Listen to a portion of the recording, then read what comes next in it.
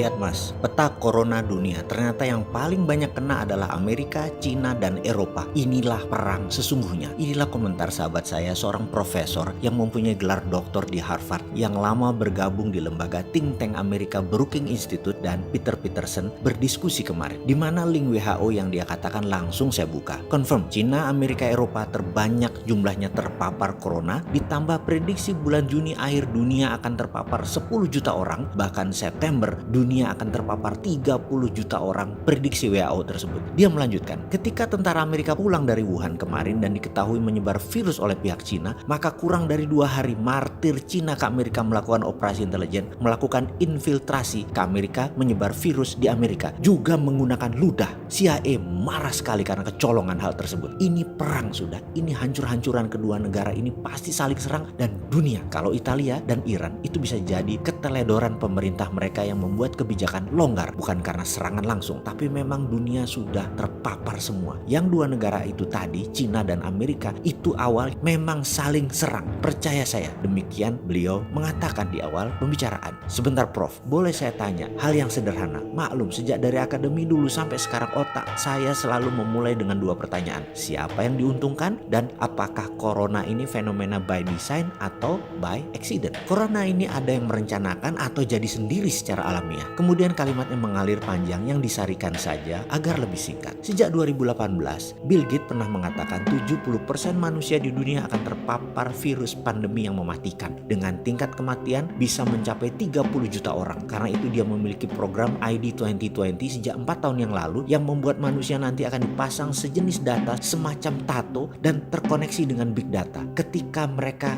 dipasang antivirus. By the way, kok Bill Gates yang mengawali hal ini ya? Ya, Bill Gates adalah salah satu the have dari kelompok Bilderberg. Apakah geng Bilderberg di belakang ini semua? Kita coba rincikan. Semenjak mereka, kaum the have ini diserang di Davos 2018, mereka hingga saat ini sudah banyak melakukan rapat-rapat rahasia, shadow meeting di antara inner circle mereka, core mereka yang semuanya adalah orang Eropa dan Amerika Utara, itu hampir semuanya keturunan Wahyudi. Mereka ini ada di mana-mana dan menguasai winner takes all di bidang masing-masing. Bagi mereka semua sudah borderless, antar negara, antar wilayah itu tidak ada. Mereka biasa bergerak sebagai shadow dimanapun, di banyak negara, bahkan banyak negara di bawah kendali mereka, pemimpin-pemimpin atau penguasanya. Secara harafiah, Amerika itu shadow country-nya Israel. Amerika itu proksinya Israel. Israel proksinya Wahyudi. Begitu bukan? Yang di permukaan Israel, yang shadow-nya Yahudi Wahyudi. Jadi corona itu kalau dianalisa dari beberapa think tank anti mainstream, ini bukan masalah Cina Amerika lagi. Ini masalah who the real controller of the world. Mereka Wahyudi Israel merasa sudah masanya dunia ini harus didistract, diubah lagi aturan mainnya, sekaligus balasan dari Holocaust. Ini revenge, ini vendetta. Yahudi sudah biasa main sebagai bayangan. Sejak zaman Nabi Musa mereka sudah mengelana ke sana kemari. Catatan, terusir. Sudah biasa dibully dan tertekan dari semua zaman. Puncaknya serangan hari aneh di tahun 1308 yang dikenang sebagai Friday the 13th, the end of the Night Templar, yang sampai sekarang menjadi teka-teki dunia. Yahudikah di belakang eksekusi Templar tersebut? Templar, pengendali Yerusalem dan pembuat strategi pengiriman uang antar wilayah, mendadak musnah hilang dari permukaan bumi. Siapa di belakang itu semua? Siapa mereka? Semua harta Templar hilang, dan sejak saat itu, sejak abad 14 itu, semua jadi shadow, jadi bayangan. Mereka tidak terlihat ada di mana-mana, tetapi ada di mana-mana dan mengendalikan. Perkiraan data analisis sementara ini, Yahudi Zabatai di belakang yang akan meriset dunia ini. Mereka secara kalkulasi harus menjawab who is benefiting dari peristiwa corona ini. Siapa yang paling bermanfaat, dialah yang memainkan sesungguhnya. Ke depan sepertinya akan ada 00 baru, patokan baru. Sesungguhnya sekarang masih terlalu awal bagi banyak pengamat, masih belum ketebak apa yang akan mereka mainkan, tetapi sudah mulai kebayang arahnya, sudah mulai terasa. Wahyudi agaknya berencana menggeser epicentrum dunia. Dunia akan jadi full digital dan nantinya ada God Eyes. God Eyes adalah sebuah sistem big data dunia yang mereka akan kendalikan. Untuk itu, kalau dulu kita pernah mengatakan distraction is the real CEO jobs,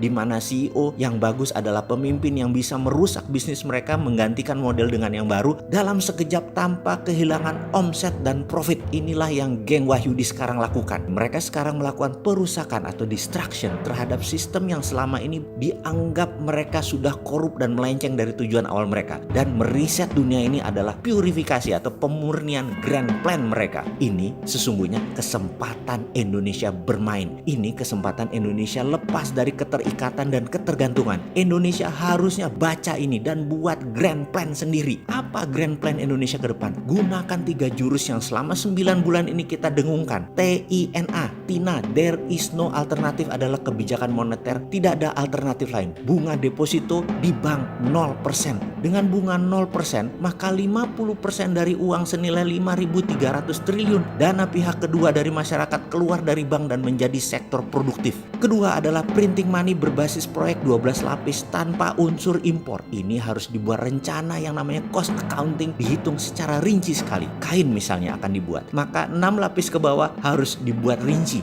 Benang dari mana, bahan benang dari mana, kapas dari mana, polyesternya dari mana, mesinnya dari mana, dan harus lokal konten semua. Dan mesin dibikin saat ini. Bahan baku harus lokal buat kain tersebut. Mesin boleh tiru atau ngopi mesin negara lain, tiru modifikasi, tiru plek, sikat, no rule. 6 lapis ke atas yaitu nanti jadi bajunya, kancingnya, resletingnya, kerahnya, distribusinya terus dipecah 12 lapis. Dan printing money tadi khusus untuk proyek tipe seperti ini, khusus industri manufaktur, juga properti, pertanian, pangan, infrastruktur, termasuk ibu kota baru, biayai. Dan ibu kota baru ini nanti di bawah kementerian, bukan gubernur, seperti Putrajayanya Kuala Lumpur. Kota itu kasih nama Garuda Pura misalnya, pusat pemerintahan baru NKRI. Semua dana ya kuantitatif easing, rupiah biru, pakai MMT, basis keilmuannya, ilmu dasarnya modern monetary theory. Terakhir SWF, Sovereign Wealth Fund, yang kalau tidak paham MMT dianggap cara berutang baru. SWF itu ya tidaklah. SWF tadi pakai mineral underlayingnya, hitung seluruh mineral di Indonesia itu milik negara, nikel, batu bara, emas, bauksit, timah, thorium, uranium, dan lain sebagainya. Intinya ketiga solusi tersebut adalah modern economic model yang menggunakan MMT, modern monetary theory instrumen, yaitu printing money, TINA, dan SWF. Sederhana ilmunya. 7 doktor ilmu ekonomi yang selalu menjejali saya dengan beginian dalam 5 tahun terakhir cukup buat membantu Indonesia ke depan menyalip di tikungan rencana besar Wahyudi. Kita colong. Rasanya Amerika dan Cina di bawah kita setelahnya. Kalau kita berani melakukan 3 hal, akibatnya nanti apa? Kita perang dengan Wahyudi akibatnya. Beranikah sahabat semua, putra bangsa NKRI garis lucu perang lawan Wahyudi, atau memilih cakar-cakaran sesama anak bangsa?